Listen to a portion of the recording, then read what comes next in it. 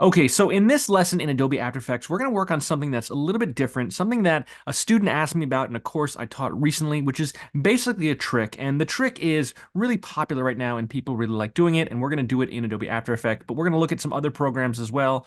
The trick really is how to take a 2D photo and make it look 3D, or at least to move it into 3D space. And what we're really talking about is an idea called parallaxing. Now, what is parallaxing? Well, it's hard to describe. It's the sensation of looking in a 2D object and seeing it move as though it had 3D depth. So creating depth out of a 2D object. It's really trendy right now. There's a lot of people who are doing it for all kinds of things, for history documentaries, for other things where they have to use photos, even wedding videos using it now. I've seen different examples of that, but we're going to talk about how to do it inside of Adobe After Effects. So just to show you a little bit about what parallaxing is, I brought up a little description of what parallaxing is. It's the displacement or difference in the apparent position of an object viewed along two different lines. You can read this. It's right there. Just look at parallaxing and see. But I want to show you really what it is and how it basically works. And so here in Cinema 4D, I just brought up Cinema 4D, and we have these three objects here. And these three objects are the capsule, the cone, and the cube. And right now we're looking at them on a 2D screen, so we don't get a real sense of like one thing's in front of the other things. You may start to see things that are higher or lower and get a sense that things are in some kind of depth 2D space, but they're pretty much in a line. They're pretty much all in the same space. We could take this capsule and say, let's move this up or something and move this up on the y-axis. And yeah, does it look closer or further? I don't really know. But what happens is when I start to move the camera around, you'll see that as I move the camera around, you'll start to get a sense of what's in front, what's in back, and where things are. Even though these aren't necessarily overlapping, but just because of how they move, when we push the camera in, we push the camera back, or we rotate the camera, or even when we move back and forth, you all of a sudden get a sense, okay, this thing's in front, this thing's in back, these things are in different places, etc. And you get a sense of how things are positioned in depth. It's this natural phenomenon of your eyes being able to look at how things get larger and move around that tell you where they are in space. And so you get a sense of how these things move. That is the parallaxing effect. Well, we want to create that parallaxing effect. So we're going to do that based on a certain idea. So let's hop over into After Effects and look at how we do this in After Effects. Now you can do this straight in After Effects, and I can probably show you how to do that, but we're going to do this in Photoshop because we're going to work with still pictures. So I have this picture here that I'm going to bring in on my desktop here of my friend Margaret here. And Margaret is here. I took this picture, and this is a picture of Margaret. She's in front of this background here. It's really easy. She's in front of these bushes, and she's in front of this brick wall, and there's a column beside her, and she's holding up a guitar, and she looks great like that. So we have that image there. But we're going to open up this image in Photoshop, and we're going to look at this inside of Photoshop. So let's hop over into Photoshop and take a look at what we can do inside of there. And I'll show you some ways to work with this. We're going to hit open and go to Photoshop. This will not be a Photoshop lesson, but we will get the idea. So here's Margaret in Photoshop. Looks great, holding up the guitar there, and we get a sense of there. Now, what I want to do in this is I want to break Margaret into different layers of depth, basically break her into different sections of depth. So there's a couple ways we can explore doing this and a couple things we can do. We could simply enough use the quick selection tool, and this might be a perfectly fine way to do this.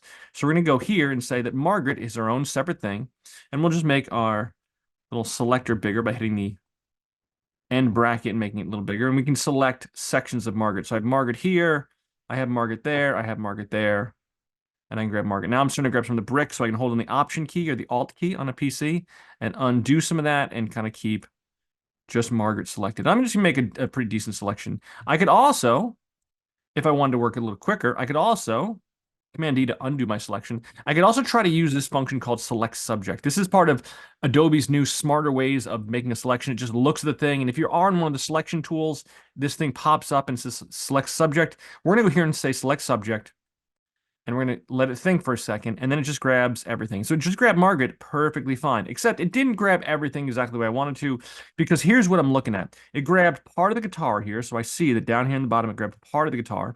So I'm going to hold the Option key down and unselect some of that. Just make sure I have not the guitar, because I think Margaret's a different plane. And her hand is a little bit forward, and I think her hand should be a different plane. So I'm going to decide on a cutoff location of what not to grab. So maybe I'll go to my polygon pen or my polygon lasso here, and I'll just go here and grab from like here to here to here. So this will be one plane. Now, the weird thing about this is, because of the way this is going to grab and grab. So this unselected. So this was subtractive. When I grabbed the lasso, I chose subtractive. So it grabbed this. This is one plane. This will be another plane. Now that said, because these are two separate kind of planes, the arm is going forward. So it's kind of, we're dividing the arm in half, which is going to be a little bit weird as we try, but we're going to try and see what we can make out of this. So I'm going to do it this way. I have this background, I have Margaret selected. What I really like to do is with the selection tool and I have my selection, I really like this button up here that says select and mask up here. So select and mask allows me to see my selection and see how my selection looks. This is how it looks cut out. I don't necessarily love this, so I may go here and just add a little bit of feather to this and say, and I can see my transparency level and raise this up or raise this out and see really what I'm selecting. I feel like I want just this. This looks good for a piece of Margaret here. She is selected. Fantastic. We have a 3.5 pixel feather. That's a lot, I think. Maybe just a little bit less. Or like 1.9. There we go. Something just gentle. So we have a little bit of soft edge around Margaret, and we're going to grab Margaret like there. Now I'm going to grab this selection, and I think there's a couple ways I can do this, but for me, I just find to right click and choose layer via cut. This is going to create Margaret, or Margaret's body minus her right arm there, or her right hand, as its own separate layer. So we're going to do this, and it's going to separate Margaret. And now you see over here in the layers, the little layers panel here, you see that Margaret is here, and here you see the background, and you have a background selected out like there. So we have that cut out like there. I'm going to cut some other things out here as well. So we're going to go turn off Margaret here, leave Margaret alone, and we're going to go to the background here and cut out this guitar. So we may have to use, I'll go to the beginning bracket, and I'm going to just grab this guitar. I could try to say select subject, but I think it's going to grab not what I want. So grab all of this, which is weird. It can grab part of this guitar, sort of, kind of. I could start with this. We could try to start with this. So let's take this, and let's unselect the things we don't want. So we don't want it to grab Margaret, so I'm going to option click and just say don't grab any of this, because this is unnecessary. We want to get rid of this and just have this. And we want to keep the guitar. So it has a selection on the guitar, has a selection on Margaret here. There's some weird chatter here. So I'm going to add some stuff back in here. Just keep this kind of there. I'm looking at this edge here to clean this up a little bit. This is a little sloppy here. I'm going to clean this up a little bit. It does its own, the select subject is kind of the smart way of doing this. I could also go into the select subject control and kind of look at this and be like, okay, what do I have here? This will discard your current, sorry, not select subject, the select and mask control. Excuse me, the select and mask control will be like, okay, this is what I have going on. This is how bad this looks. So now I can use my quick selection and I can say, hey, let's go to my quick selection tool. Let's start to make this a little bit bigger here. We're going to hold the bracket and make this a little bit bigger. Okay, I want to deselect this. So we're going to option click and deselect this. Oh, I totally missed this whole chunk right here. So let's grab this chunk back. I have the guitar. There's a little nub right here that I'm going to option click and get rid of that nub there. There's the good hand. I'm missing some of the tuning brackets there, or whatever they're called, the tuning pegs there. Let me undo for a second because I want to keep this there. We're going to zoom in a little bit. So I'm going to hold in the Z key and zoom in super close. We might take the transparency down and just have this so we can see what's going on here. And I could do this meticulously with, say, the magnetic lasso, for example. I could just say, hey, let's go to some of the tool like the magnetic lasso or the polygon lasso and grab whatever I want to grab. But I think I'm just going to do this with quick selection. And I'm going to say, okay, let's just turn transparency up a little bit so I can sort of see what it's grabbing. We're going to say, make sure, I'll make my bracket a little bit smaller, or my brush a little bit smaller. We're going to make sure we grab this. And we're going to grab this. So we have this tuning peg. We're going to option click this and get rid of some of this. We're going to get rid of some of this. We're going to grab this back in. We're going to get rid of some of that. Just to keep just the peg. Make it a little bit smaller. We can go even smaller. And just really fine tune what we're grabbing here. Just I want to grab just the parts of this that are important. There, I'm just going to grab this. So it looks, like a solid guitar. All the parts we want. None of the parts we don't want. All this is here. We got some softness here. And so we kind of have a guitar. We want to make sure to get rid of that. I'm just holding an option to get rid of stuff, to deselect stuff. That's the way the quick selection does. I got rid of some of the guitar there. So we have this here. I can do this a couple different ways, but let's take a look at how this looks. So if this was fully transparent, would this look like a guitar? There's a little bit of noise over here that I don't like. And I could clean this up a little bit more, maybe.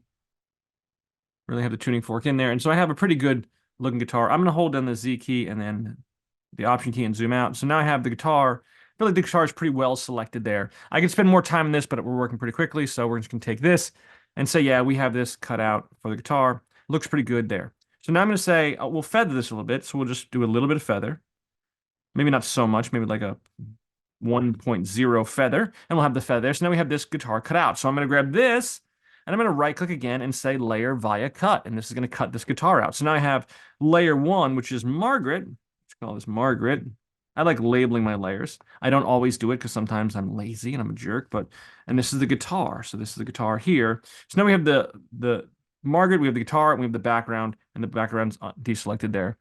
And so we have these three things in front like this. We also have this little column right here, which is kind of even with Margaret, but I kind of like it. So I'm going to cut this out as well. So we're going to go back to the background, and I'm just going to use I'm not even going to use probably use quick selection. I probably use quick selection, just grab all this. No, that didn't do really a great job. It's really a straight line. So I could probably just say, let's go here and grab in the polygon lasso, and I'm just going to make points. It's probably just easier, right? It's easier. Easy to make points and have this cut out like this and cut to here.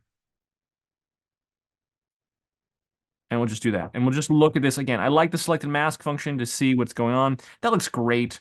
We could feather it a little bit, just a little bit of feather. 0.8. Cool. I always like a little bit of feather. And we're going to say layer by a cut, and we're going to cut this out as well. So now here we have this cut out as well. And this is going to be, this layer here is going to be the column. So the column cut out, we have Margaret cut out, we have the guitar cut out, we have there. Now you notice that when these things are cut out, all of a sudden we have nothing. We have white spots here, which is not great. We don't love the white spots. So let's see if we can do some things to clean up the white spots. So we're going to take this, the background part. We'll ignore Margaret, the guitar, and the column. And now we want to just fill this in. We want to fill this in with what we assume is behind here. So a couple ways we can do this. The easy way we could do this is we could use the clone stamp. And the clone stamp, lovely clone stamp. The S is a shortcut for clone stamp. And the clone stamp works this way. We'll make our bracket a little bit bigger. And we'll check the softness of the bracket. So this is the bracket. It has a hardness of 26%. We could play with this a little bit. We'll see what we get out of the hardest level. Cool. And we're going to go here. Now, what you do is you grab a section of, say, the brick wall. And we're going to hold the Option key down. It's going to make this little target. When I hold the Option key down, and we're going to hold the Option key down, and we're going to select this.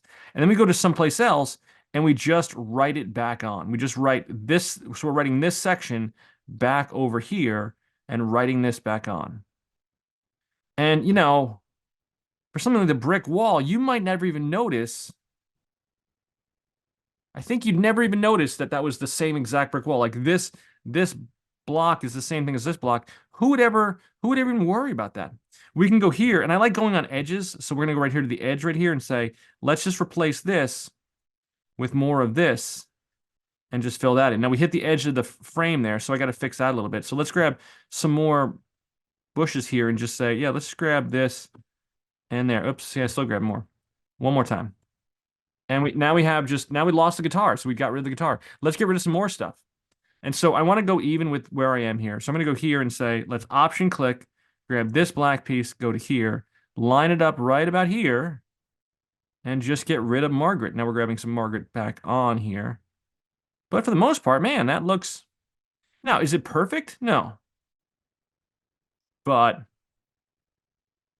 we're just eliminating this and making it look like blank wall. I'm going to go to an earlier section over here. You got to watch because sometimes, depending on the light, the shade looks a little different, but this is not that bad. We'll grab this section. I'm going to drag it over to here. And again, I'm just going to replace and just say, hey. So you can see that this looks a little bit darker than the rest of the brick. So maybe I won't grab that far over. Maybe I'll just grab this far over. Just hit undo and just grab it back and just said, hey, let's just replace this with this. You'll sometimes see some smudging. But I think, you know, for me, it's good enough. We still haven't got rid of this column yet. So let's just go here one more time. We're going to Option click here. And we're just going to grab here and just come straight over and just turn this all into brick. Whoops, I hit a button. Sorry. Undo that again. And we're going to go here and we're going to grab Option click. And we'll line it up right. And I'm looking at the bricks to make sure the bricks seem like It's not the worst masonry job in the world. It's somebody did a halfway decent job lining these bricks up. I mean, they may not be perfect, but they'll be okay. We'll just go here. I'll option click this. We'll add this in here. I'm just going to fill that in. And then we have one little spot up here. We're just going to grab maybe here and try to line up the bricks. And there, I mean, look, I have a background. It's a background. There never was. There never was a Margaret there whatsoever. Nothing to see here. It's finished there. And then we bring the column back. We bring the guitar back. We bring Margaret back. And then she's in front of that. And I mean, maybe a master, expert mason might look and be like, you know what? Those bricks don't line up right. They don't hit right. But you know what? You're too busy looking at Margaret with guitar. You don't even notice the bricks, and you don't even notice there's probably a horticulturist, some kind of a landscaper looking at the shrubbery being like, this is not an even cut. This looks totally wrong.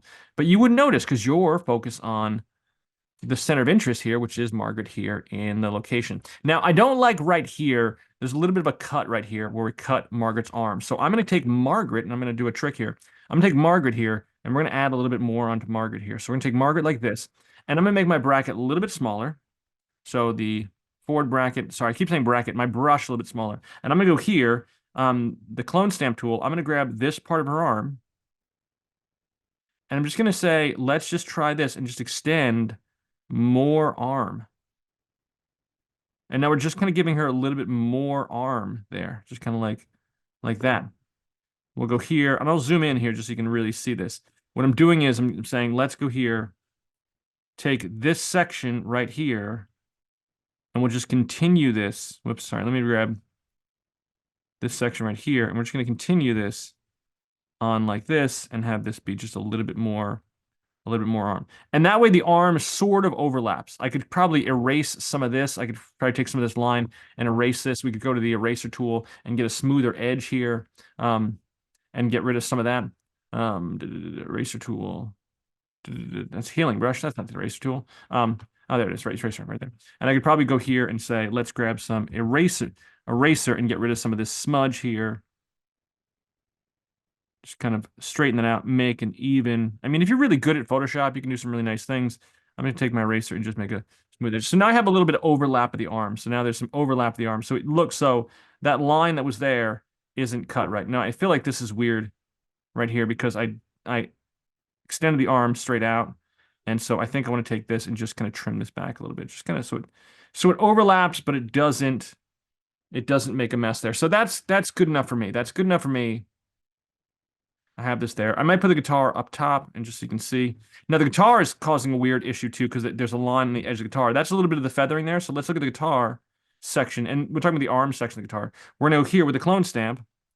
Let's go to my clone stamp again. S for clone stamp. And we're going to here with my clone stamp. And we're just going to say, let's just take this part here. We're going to option click right here. And we're just going to say, let's continue that just so we cover over the gap there, just so there's a little bit of overlap here in the gap, and we have that like there. And we can look and clean this up. I'm getting a little bit advanced here in terms of my thing, but we have a little bit of that overlap there, and that looks there. That looks okay. So we're gonna take that. We may put Margaret over the arm there, and we may pull back a little bit of Margaret here. I think we may need to pull back a little bit of there. I might take Margaret and say, let's lower the opacity of Margaret so we can kind of see her. And I'm just going to take the eraser and just maybe pull back a little bit. Again, I can do as detailed as I want to, but I just want to make sure that I'm not getting too much here in the overlap. Just kind of keep this relatively clean. So now we have Margaret. I'll bring Margaret's opacity back up. I'm going to drag that back up. And now she's there. So that looks like Margaret there. There's no line, there's no edge, there's no nothing. Everything looks fine. We're cool. We have the column, we have the background. And then there's Margaret in front of the background. Cool. All right, let's save this. So we're going to hit Command S and save this. When we hit save this, we're going to save this desktop, and we're going to save this as a PSD. So we're going to save this as a Photoshop document. One of the nice things about saving it as a Photoshop document is that it keeps all the layers. It recognizes Margaret and guitar and the column and the background all as separate layers, which is lovely. So we're going to say save this. Cool. Maximum compatibility. Sure. Yeah. Great. And we're going to save this. Now we're going to hop into After Effects. And so the trick here with After Effects is we're going to go into After Effects, we're going to open this up and grab this PSD, except we're not going to bring this in as footage. We're going to import this in as a composition. Now there's two choices: composition retain layer sizes and composition. For this example, composition as opposed to composition retained layer sizes. Retained layer sizes sounds great. Like, why would you want to retain the layer sizes? Well, here, there's two examples. In this example, if I retain layer sizes, it puts the anchor point of each layer in the center of the layer. If I choose composition, it puts the anchor point in the center of the whole object, which for what I'm doing in this case is going to be smarter, I think. We'll find out. So we're going to bring this in. It's going to say, do I want to enable layer styles? Sure. Import as a composition? Sure. Cool. And it's going to make a composition. So here's the composition of Margaret. It made it the same size as it is here. It was actually on shot on my phone, so it's really a little bit bigger. But now we have these four layers. So we have the background that looks like just like a background. We have the column. We have Margaret, or the guitar, and then we have Margaret, and then we have all these layers like there. All of these are kind of overlapped into each other like so. So now we're going to make these 3D. So right here, we're going to go here and say, let's toggle switches and modes, and we're going to make these all 3D by hitting them 3D. It's going to ask me to want to create a 3D bin. Nope, I don't. Okay, cool. I can also go to layer 3D and make them 3D. It's in there. Layer 3D layer. If I'm clicked on a layer, I can make it 3D, but I think the switches are a much quicker way to do that. Again, F4 is to toggle between switches and modes. You're in switches now, so we're going to make these 3D. And now we're going to look at this. I want to look at this in two screens here. So we're going to look at this in two screens. We're going to go to one view and switch to two views, just so you can really see this. I'll provide us enough room here to make this really big. We're going to zoom out a little bit, just so we can see this here. And I'm going to look at this in top view. So I'm going to take this in top view here. And in top view here, whoops, sorry, this is all over the place. This is in a weird location. In top view here, there we go. I just double click the hand tool. I'm going to take the background layer, and we'll make the background layer the color red. Whoops, not the color pink, the color red. Thank you. And we'll take the column and make this, I don't know, something. I wish there was a gray. We'll make it purple. Cool. We'll take the guitar. I guess the guitar should have been red. Probably. We'll make the guitar red. We'll make the background green. I'm just doing this for us, just so we can see the different layers. And then Margaret will be peach. Why? Because she's a peach. I don't know. Anyway, we're going to take the background and we're going to say position, and I'm going to move the background way into space. Way, way, way, way far into space, all the way back here. We're going to move the background about, I don't know, what is that, like 2,000 pixels? Yeah, let's say 2,000 pixels. So now the background's all the way back on there, and it's really small now. You can see in the display it's really small. We could even further, we can go into like 3,000 pixels, and it gets smaller. So what we're going to do here is we're going to scale this up so it fits back into the same size. So it's going to be far away, but big enough, because it is far away, but it is bigger. I'm going to be really careful about this. We're going to go up to, look at the size here at the edges. Unfortunately, once you go into 3D space, it doesn't let you just go into here and go to transform and do fit to comp. I wish it did fit to comp. It won't, because it'll resize you back to or it re-moves position, which I didn't do. There should be a way around that, but fortunately, okay, so we have that there. Looks like that. It fits into the screen. But now this, sorry, let me zoom out here for a second. This is way back in space. And so this green is way back in space. So we'll assume that if that's way back in space, let's say the column here is maybe 1,000 pixels back. So maybe we'll put this 1,000 pixels back. So this is 1,000 pixels back. Again, it's really small, but we're going to scale this up. So we're going to scale it up so it fits right into there. Again, whatever size is appropriate so it fits right into the screen. That's a little too small. That's perfect. 118 was the size I was going for. There we go. So the guitar should be in the front. I think the guitar is mostly in the front. We may move that back a little bit. So we'll say the guitar here in position is maybe back like 300. Great. So it's a little bit small. Now her arm looks shorter. But again, we're going to go to scale. We're going to raise that back up again just so it fits right into the frame, and it's exactly there. We're going to go to not 104, not 105, 106. Yeah, we're at 105. 105 right there is golden. And then we're going to take Margaret. And so if this is positioned back this far and the column is back that far, I think Margaret is maybe back. Let's see. The column in position is back 1,000. The guitar back is at 284 here. And so we're going to move Margaret back to maybe 400. So we're going to move Margaret back to 400. And she's going to get smaller. So she's much smaller on the screen. You see that there, that's a problem. We could have her move back even further, back 600 there. Now she's smaller. But again, we're going to scale this up. What's nice is that the anchor point's in the center. I think that was the trick. And we're going to scale her up so she fits in the frame. So she fits exactly in the frame right where she should be. I'm going to just measure that to see. That's too much. That's 111. 111 right there. Cool. And so now we have these four layers set up in different places. They're kind of in different locations, in different levels of depth. But you can't appreciate that because you're still, at the end of the day, looking at a 2D image. I mean, this is ultimately a 2D image, which means we should bring a camera in here. So we're going to go to Layer, New Camera, and we're going to create a camera. And in this example, we're just going to create a 50 millimeter camera. I can make a two-node camera, but I think I'm just gonna stick with a one-node camera, make my life easier. And so I don't have a point of interest. We're gonna keep it there and keep it as a one-node camera there. So now I create a camera, and it says, "Hey, this is fine. This looks good. Great. I'm happy. Cool." The trick now will be is that I can take this camera, and when this camera moves into the image, so we're gonna position. We're going to do this over a slow amount of time. The trick to really this parallaxing effect, this idea of making a 2D picture into a 3D thing is guaranteed, guaranteed, guaranteed. Do not move too quickly. It should be subtle. It should be smooth and gentle. We're going to animate position. And over 10 seconds here, I'm just going to go over 10 seconds. I'm going to just push into this a little bit. And as this pushes in, I'm going to push into this just a little bit. And as I go forward,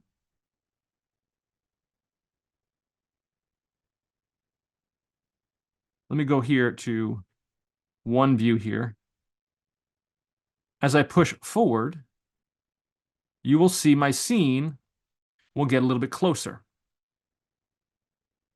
And now I'm getting closer to this image. And as I do this, I want you to see how this looks. I'm going to turn off some of the other things that have going on here. So I have Cinema 4D open up. I'm going to close that. Don't save that. That's not necessary. I'm going to close Photoshop because I think Photoshop is golden. So let's go to Photoshop. I'm just taking a lot of RAM here, and so I'm going to close some of those things. Close Photoshop. Cool. And now here, what you're going to see is this is going to give a sensation of moving into 3D space. And so this sensation, I'll let this render here for a second. It's going really slow, so you're not getting a really good appreciation. I can make it a little bit quicker. But as we move here into this, she moves and she gets larger than the background gets because she's closer to the camera. She's going to get larger than the background's going to get. The guitar is going to get a little bit bigger than the background gets. And so we get the sensation of motion. I'm going to go a little bit quicker because 10 seconds is a really slow time. So we're going to move the keyframe over a little bit, move it to 5 seconds, and then maybe we get a better sense of motion. So this render, and as it gets closer, the distance doesn't feel like just scaling up, right? Scaling up would just be a generic scale up there. This feels like we're moving in 3D space, and it feels like these things are in 3D space. Now, what's nice is these are 2D layers, so these are basically, theoretically, cardboard cutouts moving into 3D space. But we get a nice sense of this motion into here, of moving into 3D space. I'm gonna let that play and let you see that, how that looks. And so it moves here. We're going to go a little bit faster. So we're going to zoom in a little bit more. We'll zoom in here, and we're going to zoom in a lot. And maybe while we're zooming in, we'll zoom in really close. You get a really strong sense that maybe we'll just tilt up a little bit so that we have, her in the frame. So now the camera is moving both up and over. And we could even say, let's have this camera rotate a little bit as it zooms in. But we're going to go from here to here. And you're going to get a sense of this feels more 3D-like. So it feels like the background moves slower than the foreground, or so the background, moves slower than the foreground. The foreground moves up quicker. It gets bigger quicker, and we're moving with 3D objects in 3D space. That really gives a sensation there. Let that sucker render. Let that green line complete. Oh, that looks fun. That looks fun. Again, too fast. If you did it too fast, it would look fake. Too much movement, too much camera movement, you would get a sense of artificiality, and that wouldn't be a good look. But that's that trick of, hey, having something move across 3D space. We could do this differently. We could say, let's take this keyframe here. So we're going to delete this keyframe. We're going to take this one, and we're going to put this one over here. Just start with this one. And we could pull out. So we could pull back out. We can do it the reverse way. We could say be close first, and then come out to the wide shot. This might be another trick we could do. So between here and here. So we'll do this first. We'll do the pull out shot here. This can be much quicker. This can be pull out. And you can see as it pulls out, it really feels like she's in front, and it almost feels like the guitar is in front of her, right? So it pulls out like there, and you see things moving. The guitar kind of moves up faster than the background moves up.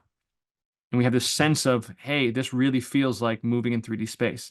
That's the trick. That's the trick. What I was going to say was we could also do is if we got rid of this keyframe, we could take this at this keyframe right here, and say, let's move this horizontally as far as we can go to the edge here. And then we'll come over this way, maybe over 3 seconds. We'll come hardcore over this way. Whoops, over this way. And as long as she's still in the frame, you're going to see her body is going to move as she pans across the screen. We're basically trucking this camera across the screen. As we truck across the screen, you see she moves fast and the background moves. Like her image is moving. It looks like it's moving in 3D space because you can tell, you've seen things move in 3D space before, and things that are closer to you pan quicker than something in the background. So just to go through this again, we'll take a look. Yeah, that really feels like a 3D motion. And we could kind of have this be a little bit more playful. We could say, let's go here. This keyframe back. We'll let this render. We could go to here. Then we could say from here to here, we could pull back. So we could pull back from here and maybe center this up again. Have the camera move like there. Pull back even further. We just got to keep everything in the frame. There we go. And now we have this sense of, this is going to feel a little choppy, but it'll work, but it'll feel a little choppy. So it's going to pan over, and then after it pans over, it's going to pull out. If I wanted to be less choppy, so this is working, and then over here it would go like this and kind of come out like this. So it has that real sense of 3D motion. We're taking a 2D image and we're kind of bringing it to life. We're kind of making a whole other thing here. If I wanted to be less choppy, what I could do is I could probably play with some of the keyframe animation, the temporal interpolation. For now, I'm going to hit F9 and add some ease to this, so it has a little bit of ease there. We could go into the graph and look at, say, the speed graph and really see what the animation is doing. Maybe we want this to be a little bit smoother. We'll take these points and maybe, I don't know, have it be not come to a complete stop, but have it be kind of easing across something and have a more camera-like movement, because a camera wouldn't be moving at a constant speed unless it was a robotic camera. So now it's speeding up and slowing down, and then it will pull out to this other shot. So we have a real cinematographer really taking this shot, making it look 3D. Now, the trick of this is the trick. You just take stuff and you break it out. Could you have broken it out in After Effects alone? Yeah, After Effects does have a clone stamp tool. There's a clone stamp tool in After Effects. Can you separate layers with masks? Yeah, you can do that. You can separate layers with masks. This is how I first learned how to do it, and then I realized it's much easier in Photoshop, because when it comes to cutting out parts of images, Photoshop, that select subject tool and that select and mask control, there's a lot more controls you can do in Photoshop. I guess if you didn't have Photoshop, it wouldn't be as fun, but yeah, that's a little bit choppy, but we can make it work. We can figure out some way of making it work. But that's the idea of that parallax style motion that makes it look kind of interesting and cool. That's, again, a thing you can do. I'll show you another example of this. Another thing I did. We're going to go here, and we're going to say, I have this on the desktop here. I have this. We're going to sort this in order here. I have this video here, or this photo. I have this artwork here. Let me find it. Hold on a second. I forgot what it's called. I just brought it in here. Well, I can get them up on hard drive. So we're going to here to, yeah, we'll go to here, and we'll grab this, and we'll say, let's see cameras, and no.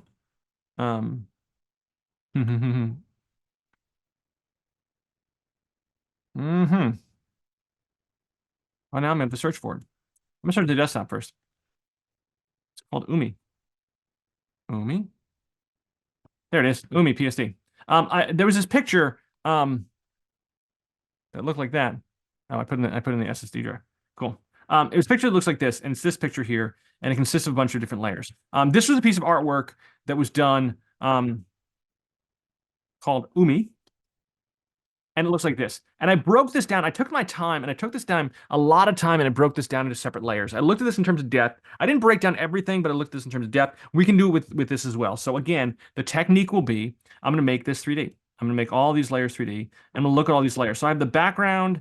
I have the bird. So if you look at these layers, I have here, I have this background. I have this bird. And I had to kind of clone stamp all this out, you know. I think in the original picture, there's only one of these boats, but I put two boats in here because I clone stamped a second boat in here just for fun. I have a bird. I have this wall that's over here. This was this abstract art kind of thing. There's a separate wall here. I didn't break all this out, but I just made it a wall. I have a building over here.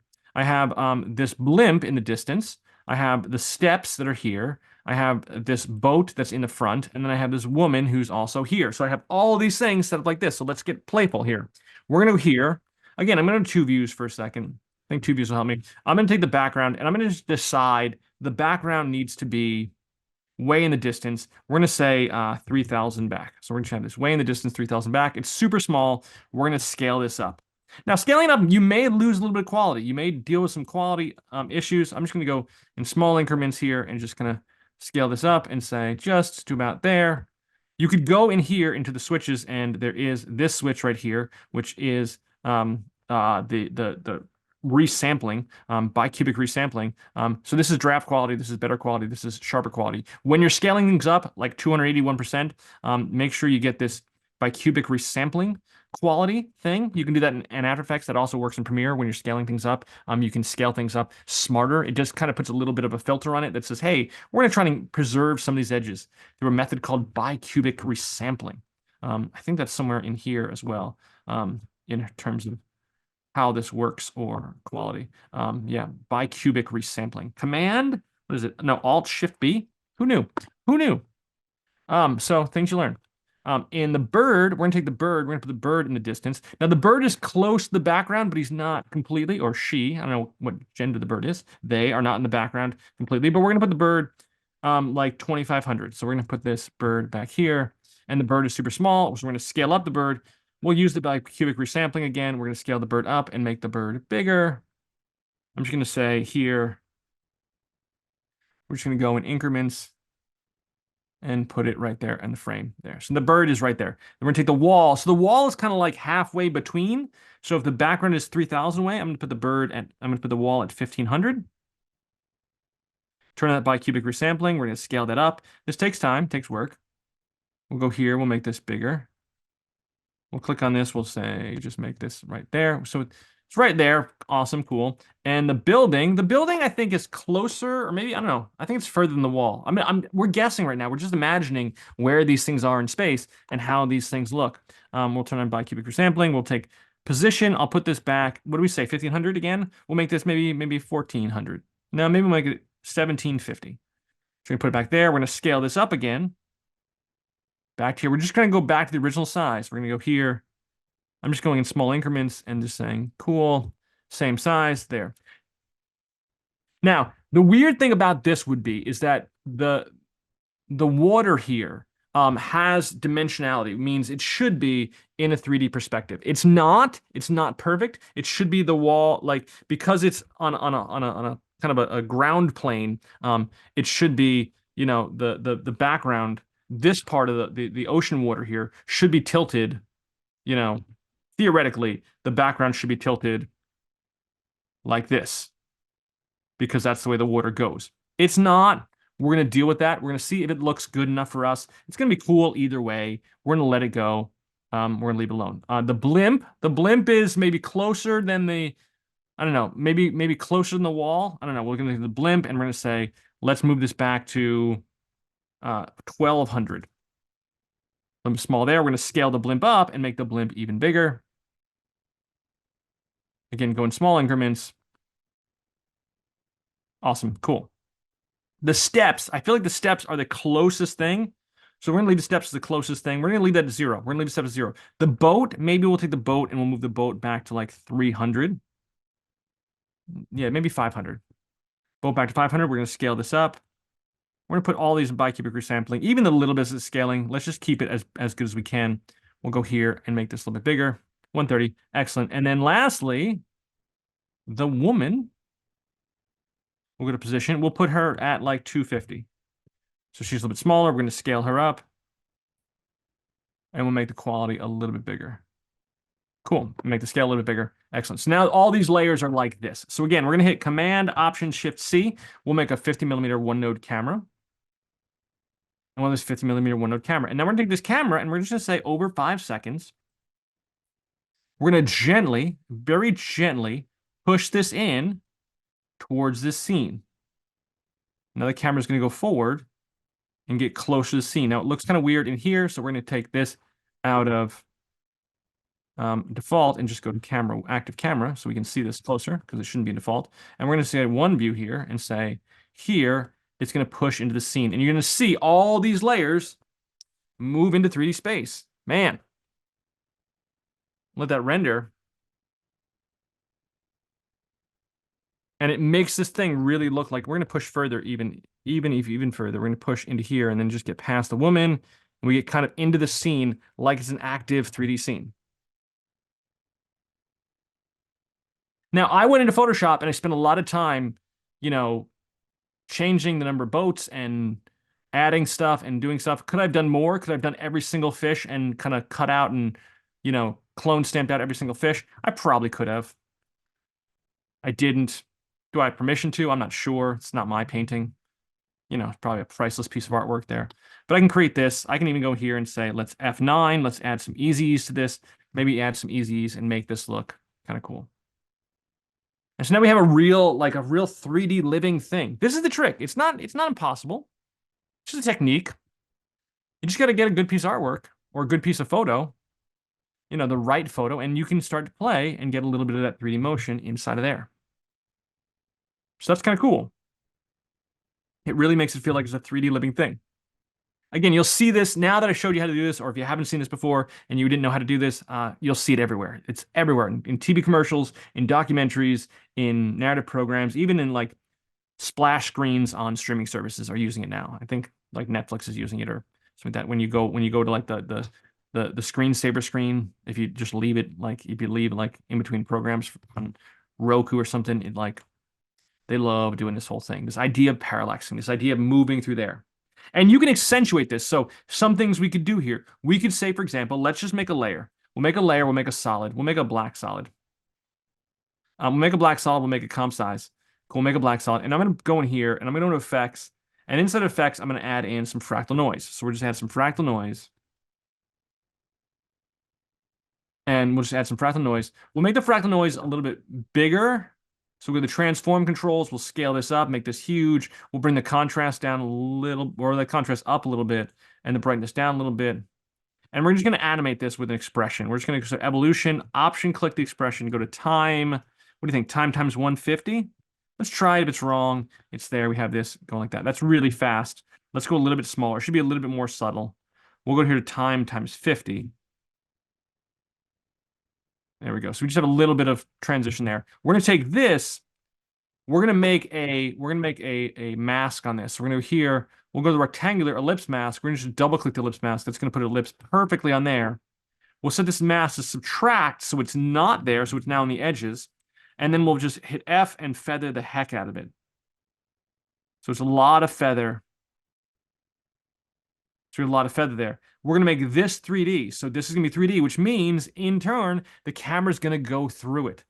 Except we can't really see this because it's black. So we're going to go back to the modes and switch to something like modes, add mode. That's going to get rid of the black, the darker pixels and make it more transparent. We're going to lower the opacity a little bit because I think it's a little bit too much. Now we have there. We could even choose like a different mode. Maybe screen would be a little more gentle. Yeah, maybe screen. Again, just 65% opacity there. But now what we have here is we have this, and now we have these clouds, and even the clouds are moving in the 3D space because they're here. We could say, we'll even do this even more drastically. We'll go back to the mask, MM, and say, lower the mask expansion so it's more clouds. So we can really see the clouds there. So now you're kind of drifting through the clouds. Again, we'll render this out and see. And now these clouds are moving, and you're drifting kind of through the clouds. And it gives you even more sense of moving in 3D space, that even more of the trick. The trick is now accentuated. We're moving more into 3D space. So anything you can do to throw something in there that has something that exists in 3D space, you can really sense that these are separate layers, We can even take the bird. Let's animate the bird. Why not? Let's take the animated bird. Let's take the bird here. We'll have him kind of off screen. Again, I keep gendering the bird. I don't know why I keep doing that. And then over time, let's see what the camera's doing. Let me see. U key, see what the camera's doing. We'll have the bird just moving on screen, just very gently moving on screen there. I mean, he's not going to flap his wings, but he's going to move on screen. So now we have the bird moving. We need the blimp moving as well. We'll take the blimp. We'll put the blimp maybe up here, kind of above, and then the blimp will P for position, stopwatch. We'll go to the end of this. We'll have the blimp. The blimp's not even in the scene, so we're gonna bring the blimp down again. Now the blimp will drift down and drift over. So now you get a sense, a real sense of moving in 3D space. I didn't animate that. Sorry. Sorry. Let's go here. Sorry. Stopwatch. You gotta catch me in these things. Some of you are watching a tutorial now being like, dude, you didn't animate the blimp. What are you doing, dummy? So now we have things moving. We could have the boat moving as well.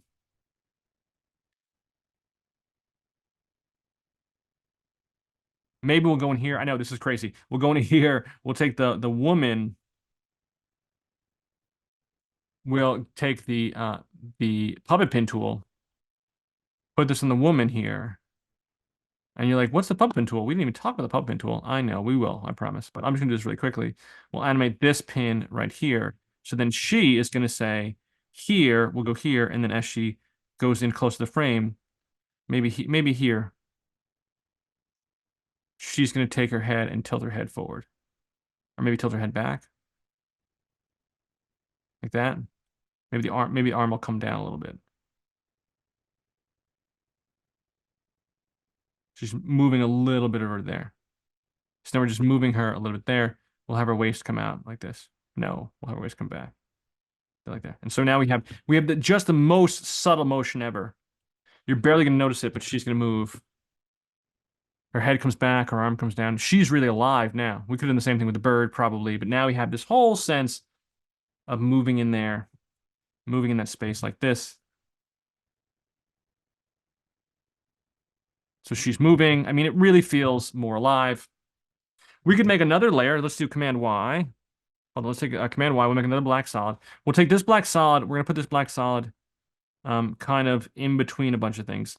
I can just do this visually by going to 3D space. We're gonna take this one. We're gonna put this position-wise. So this is in front. We're gonna take this and put this maybe at like, I don't know, 1200 or something. So now it's back there. We'll scale it up again. And so we have a black solid. We'll have this scaled up like this. We can even scale it bigger. And then maybe we go to something like some kind of a particle effect. We can try Trapcode particular. But let's just make it simple. We'll just try CC particle system, and we just have particles there. So now we just have particles that exist in 3D space, which I know these particles are weird, but that's okay. We're going to make them much more simpler. We haven't talked about particles, but again, I'm just playing now. We're just making some cool stuff. We're going to change the birth rate down to like 1, so it's a little bit less. We're going to change the producer to a bigger barrel radius. So we're going to have this be super wide this way, super wide this way. We'll take the physics. We'll turn off gravity. So I feel like I'm defying gravity now. So now it doesn't gravity. We'll change the particle type to from a line to maybe I don't know, something like a bubble, maybe a bubble. It's the water. We'll make the bubbles just white bubbles. We'll make them super duper small. We'll make them, they end at 0.15, so they're really super duper small bubbles. We'll have the velocity down super small, like 0.2. So it's barely moving. So now we have just bubbles. We just have bubbles in space. So now they're just bubbles that are in a space there. But again, more stuff that exists now has just, now we're moving through bubbles. Now the CC particle system doesn't have bubbles that really move in a Z depth. They don't incur a Z depth controls. They're only on the XY plane. So they're only going to get bigger. If we had something that was moving a different kind of particle system, say Trapcode particular. Again, this is too many bubbles, I feel like. Maybe we'll do them like 0.2. And so we'll just have 0.2 bubbles. And we'll make these bubbles really small. We'll make them 0.01. And so now we're just going to do 0.05, just so they get a little bit bigger at the end. And so you barely see maybe 0.05 here and then 0.1 at the end. And so just a little bit of bubble there. We'll change the birth rate to 0.5 and We're getting really, really small bubbles. Yeah, it's really small bubbles. Let me go to point one here. There we have a little bit of bubbles. I don't know, which I'm debating how small we're gonna go. 0.05. So we're getting a little bit of bubble there, moving very slowly. Maybe 0.75.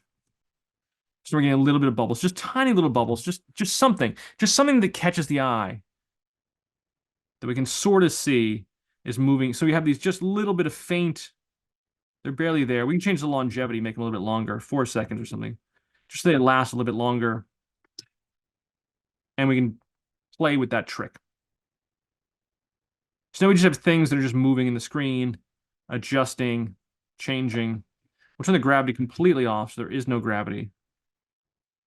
Excuse me. But anything we can do to make it feel more 3D. So anything else we can put in the scene to accentuate that kind of thing. Little bubbles there. You can barely see them, but they're there. There they are, little bubbles. Can make it feel more 3D. Now, like I said, if we didn't do CC particle system, we said forget CC particle system, and we did Trapcode particular. Let's see if Trapcode particular will open up. We'll wait for it. We'll wait for it. It'll be patient. But this is the trick. This is the trick of parallaxing. Like I said, it's a thing you can play with and thing you can get better at. But the trick really for this is to do really smooth motion, to do really minimal motion. So now we have Trapcode particular. Trapcode particular, we're going to put this on a layer here that's not 3D because the particles themselves will exist in a 3D universe. So now we can go here into, say, the designer of Trapcode particular. This opens up another program, which is going to take a little bit longer. Hopefully my system doesn't crash because I have a lot going on here. We'll open up Trapcode particular. We'll say presets, and we'll just say in the presets, we'll go with something like nature, and we'll just have, here's birds. Or we can do like just cloud cover or blowing seeds. Blowing seeds wide. We're going to go to blowing seeds wide. So now we just have random blowing seeds into the scene. These are really, really big. So we're going to go to size rotation here. And we're going to say size can be not blowing like that. We're going to make them like maybe instead of 35, we'll make them 5, just so they're tiny little things. And then we can take the, I don't know, the particle type is a sprite. That's cool. Size rotation, the motion effects, we have it doing some drift here. We're going to lower the drift so it's a little bit slower, maybe like, looks like 25 maybe. There we go. So we just there. I'm looking at these controls, these little nuggets right here to see what they're doing. White is fine. Opacity, it kind of has white going on. There's a field going on. Looks like there's a displacement field that's kind of pushing these in different directions, which is fun. Cool. And so we can have that, just these little particles floating in there. But what's nice about these particles, I'm looking for not particle type, not size rotation. We're going to look here. Let's close the presets for a second. So we're going to take this. Oh, here's the emitter type. Here we go. Emitter, particles per second. The emitter size is here. The emitter behavior is continuous. X, Y, and Z, it's going to move across X, Y, and Z space. Fantastic. We're going to look at the motion, and I want to look at the motion. So right now it's directional, so it's moving horizontally directional, and we are going to look at the velocity of 100 and lower that down. That's what I was looking for, down to, say, 20. And so now they're just kind of floating there, maybe even smaller, maybe like 2. Geez. Just so they're just floating there. Basically did nothing there. They're kind of floating there. You can kind of see them. I think 2 is going to be the way to go. We're going to hit apply. And we're going to leave this here. And so now we just have, you're going to barely see this. But here, with this black solid, call this at 100%, you're going to see, I'm just going to zoom in a little bit. You'll see these little fluttering things. If not, we're going to make it better. But this is moving now in 3D space of these things. There's one right there. I can see it moving. But again, we could go in here and go back to the designer and say, you know what, let's make these a little bit bigger. We'll bring up the designer. So this is working. And look at me, I'm not crashing. Amazing. We'll go back to the size of these. We'll change the size here to maybe 25. Cool. That's too big. Too big. Size 10. There we go. So now we have something there. The emitter type, again, the emitter is a bunch of particles per second. There. The motion is, we'll change the velocity a little bit faster, maybe 5, maybe 8. Cool. A little bit more emitter motion. I second that emotion. Now, again, we have this. We're going to render this out. You're going to see, hopefully you'll see these different random, I don't know, sprites moving across here. Dandelion seeds there. There's some there. Oops, sorry. There's some there. moving across the screen. And they're moving in 3D space because this particular, Trapcode particular, actually responds to 3D space. It actually even warns you that you shouldn't put it on a 3D layer because it gives you a warning and says, hey, this effect that uses the cameras and lights should be applied to a 2D layer. You're not moving the layer, you're moving the sprites. And this knows about the camera that's moving. It's well aware there's a camera moving and it responds positively to the camera moving. But this is the trick. This is the 2D to 3D motion trick. Um, see if you can do better, come up with something there. If you want it really nicely, you got to take some time to really cut the photo out appropriately and make it really work the way you want to, but this is the fun. That blimp's moving a little bit too fast. Yeah, that blimp's definitely moving too fast. I feel like the blimp needs some help. Maybe we'll just move the keyframes slower so the blimp moves slower. Let's let that render out. It's better. I mean, the bird could flap its wings. I understand. But, we're making something. Anyway, that's going to be a quick tutorial for you. So for the students of mine who were asking about it, who I showed them how to do it, this is a whole tutorial on how to do it. I think it's pretty cool. That's all we're going to do today. And we'll catch you on a future lesson in either After Effects or Cinema 4D or Avid or Premiere or something else. Maybe something else. And we'll see. All right. Talk to you later.